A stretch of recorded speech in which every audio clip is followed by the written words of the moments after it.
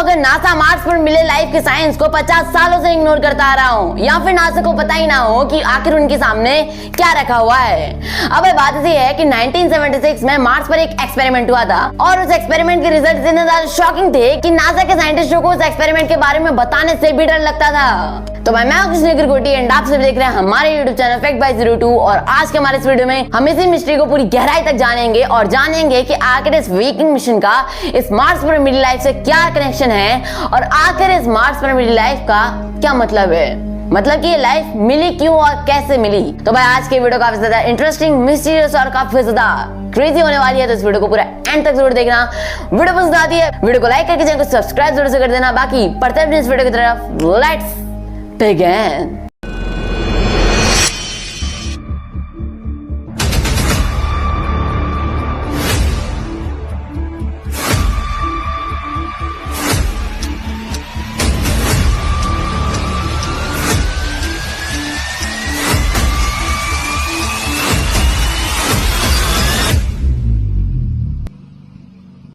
अब टाइम को रिवाइंड करते हैं और चलते हैं ईयर 1976 में। इस टाइम पर कोल्ड वॉर का टाइम चल रहा था और अमेरिका और सोवियत यूनियन स्पेस रेस में एक दूसरे को हराने की पूरी कोशिश कर रहे थे और मून पर जाने के बाद नासा का सबसे बड़ा टारगेट बन गया था मार्स पर जाना।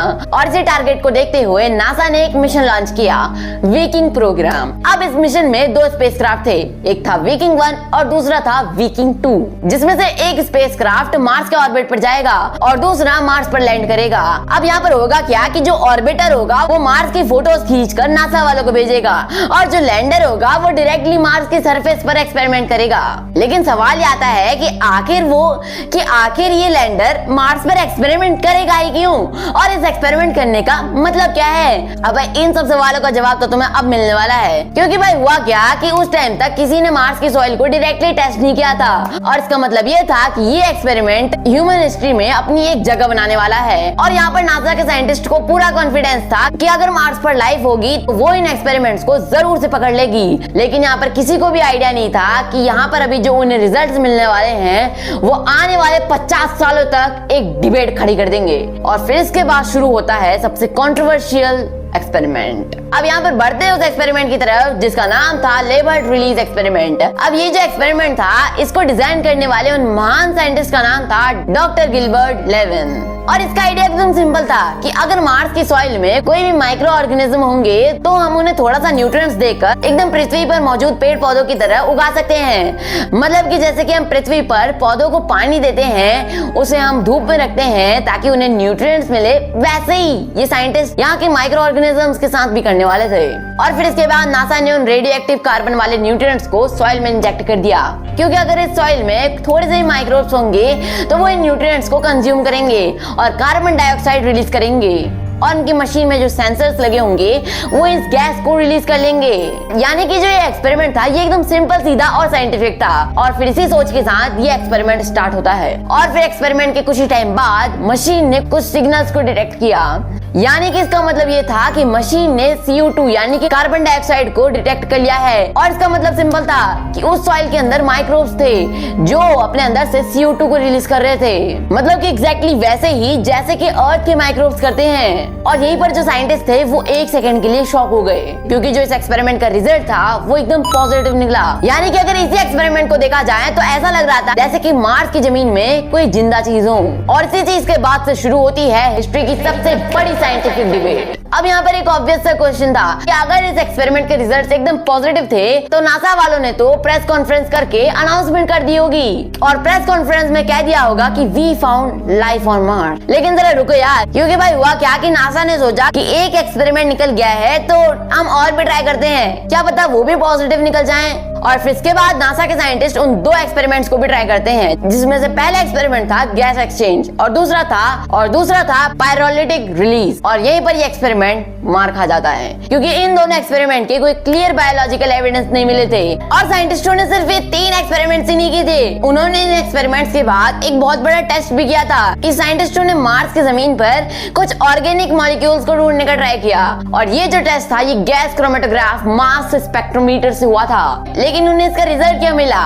अजी घंटा, क्योंकि उस टाइम पर साइंटिस्टों ने माना था कि जिस जगह पे भी लाइफ होगी वहाँ पर उसके कुछ ऑर्गेनिक मॉलिक्यूल्स होंगे ना, और जब वहाँ पे कोई ऑर्गेनिक्स ही नहीं है तो वहाँ पर लाइफ क्या घंटा होगी। और फिर इसी चीज के बाद नासा ने कहा कि जो हमारा पहला एक्सपेरिमेंट सक्सेसफुल हुआ था उसका रीजन था कि शायद से वो CO2 गैस किसी अनयूजुअल केमिकल रिएक्शन की वजह से निकली होगी, किसी लाइफ मॉलिक्यूल की वजह से नहीं। और फिर उसके बाद ऑफिशियल मिशन का कंक्लूजन बन गया no convincing evidence of life. लेकिन स्टोरी यहीं पर ही खत्म नहीं होती है, और इन एक्सपेरिमेंट और टेस्ट के इतने बुरी तरीके से फेल होने के बाद हमारे जो लेवन चाचा थे जिन्होंने लेबल्ड रिलीज एक्सपेरिमेंट बनाया था, उन्होंने नासा के कंक्लूजन को कभी एक्सेप्ट ही नहीं किया, क्योंकि उनके अकॉर्डिंग जैसे अर्थ के माइक्रो ऑर्गेनिज्म CO2 रिलीज करते हैं वैसे ही जिस जगह पे भी लाइफ होगी वहां पर भी ये CO2 रिलीज करेंगे। और इसी चीज की वजह से एक बहुत बड़ी डिबेट खड़ी हो गई। और फिर इसके बाद जो हमारे लेवन चाचा थे वो अगले कई दशकों तक पेपर्स पब्लिश करते रहे, इंटरव्यूज देते रहे और कहते रहे कि मार्स पर लाइफ मौजूद है, बस एक बार चेक तो कर लो। लेकिन जो डिबेट थी वो कभी खत्म ही नहीं हुई, क्योंकि नासा कभी ये मानने को रेडी ही नहीं हुआ कि मार्स पर लाइफ भी हो सकती है। लेकिन फिर एंट्री होती है हमारे फियोनिक्स लैंडर की, क्योंकि 2008 में नासा ने एक और मिशन मार्स पर भेजा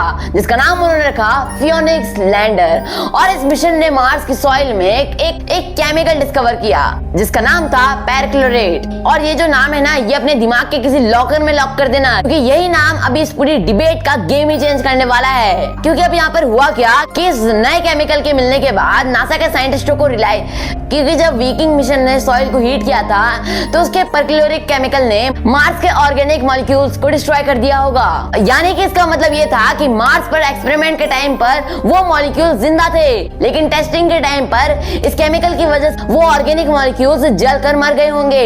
और इसी चीज की वजह से नासा के 1976 वाले कंक्लूजन पर दोबारा से सवाल उठने लग गए। लेकिन फिर इसके बाद एंट्री होती है 2012 की, क्योंकि इस टाइम पर हमारे मार्स पर पहुंचता है क्यूरियोसिटी रोवर। और इस बार एक जादू हो जाता है, क्योंकि मार्स पर ऑर्गेनिक मॉलिक्यूल्स डिटेक्ट हो जाते हैं। लेकिन अब सवाल ये आता है कि 2012 तक तो ये सब चीजें हो गई थी, तो अब 2026 में इन सबका काम क्या है और ये सब 2026 में वापस से वायरल क्यों हो रही है? अब इसका सवाल सिंपल है, क्योंकि 1976 से लेकर 2026 तक नासा को इस मिशन को करते हुए एग्जैक्टली 50 साल कंप्लीट हो चुके हैं। और वीकिंग मिशन के एनिवर्सरी के बाद साइंटिस्ट, साइंस कम्युनिकेटर्स और मीडिया आउटलेट्स ने पुराने डेटा को दोबारा से डिस्कस करना शुरू कर दिया है, जिनमें से कई एक्सपर्ट्स का ये मानना है कि जो वीकिंग मिशन का डाटा था वो आज के इंस्ट्रूमेंट्स और मॉडर्न अंडरस्टैंडिंग के साथ दोबारा से एनालाइज हो सकता है। और वहीं दूसरी साइड पर बहुत से प्लेनेटरी साइंटिस्ट अभी भी ये कहते हैं कि अभी तक हमें मार्स पर लाइफ के सफिशिएंट एविडेंस नहीं मिले हैं जिसके बेसिस पर हम बोल पाए कि मार्स पर लाइफ प्रेजेंट थी। और इस मिस्ट्री के साथ आज के इस वीडियो को मैं यहीं तक रखना चाहता हूँ। और अगर तुम्हें वीडियो थोड़ी सी पसंद आई है तो वीडियो को एक लाइक करके चैनल को सब्सक्राइब जरूर से कर देना मेरे भाई। बाकी मैं मिलता हूँ तुमसे और नेक्स्ट और वीडियो में, तब तक के लिए good bye and take care friends.